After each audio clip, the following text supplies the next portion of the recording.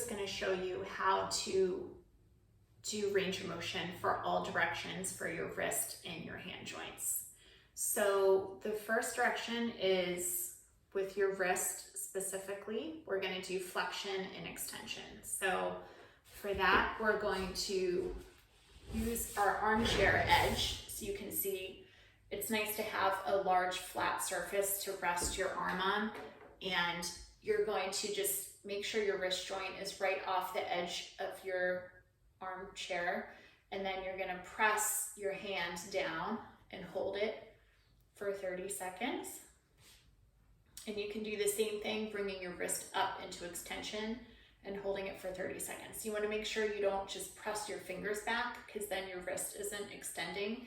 You want to hold below your pads of your fingers to press the wrist up itself. Hold that for 30 seconds.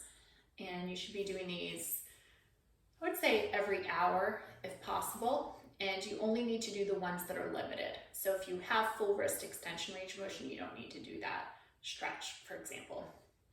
So the next one's supination and pronation. So for this, we're gonna hold a pen, and the motion is, this is pronation and this is supination. So the pen tip should be able to go all the way pointing to the right, that's supination, and all the way pointing to the left.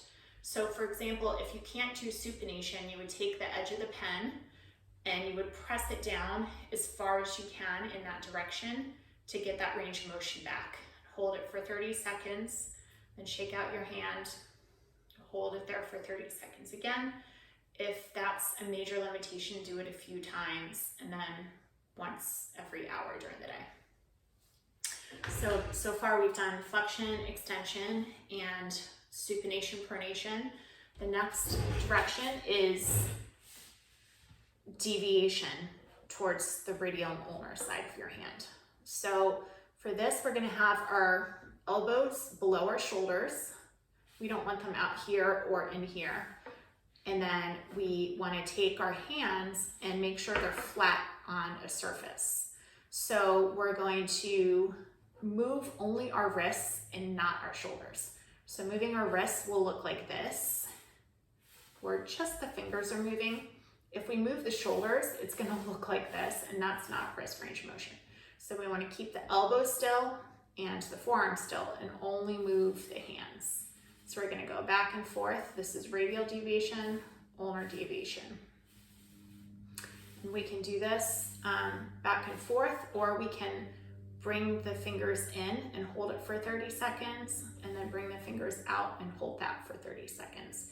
And you're looking for any differences side to side. So if one side can go far out and the other one can only go that much, then that would be a difference. And you want to work to get them equal in both directions. So moving on to the finger joints, our fingers they're kind of like little knee joints if you think about it. So they should be able to flex and extend, just like your knee does. Except there's two joints in your fingers, and those are called distal interphalangeal joints, and then there's one that's kind of your knuckle, and that's your proximal interphalangeal joint.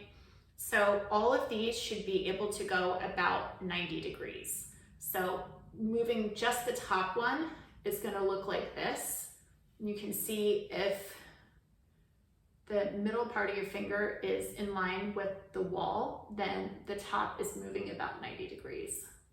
And then this second joint here, that is 90 degrees. And then your knuckle should be able to move 90 degrees. So we're looking at this line compared to this line. Okay, so that's for all of your fingers, 1, 2 through 5. We kind of say this is finger 1, 2, 3, 4, 5. So fingers 2 through 5 function like that.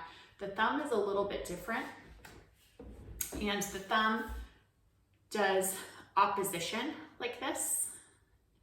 And so we want to make sure whatever direction we can get the thumb on one hand, that we can get the thumb in that same opposition direction.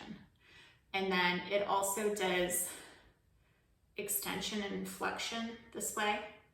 So that one's a little different, but the interphalangeal joint, the middle joint in the thumb, actually goes in 90 degrees, just like the other interphalangeal joints of fingers 2 through 5.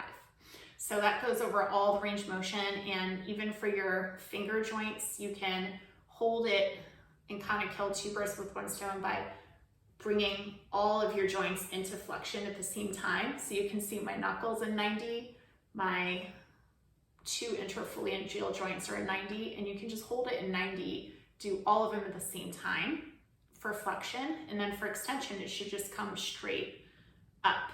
So if you're limited in extension, you can do all your fingers at the same time into extension, and then even all of them into flexion at the same time, just to be more efficient with your exercises. So hopefully that's all helpful. And again, if any of those are full range of motion, you don't need to do the ones that you already have range of motion for.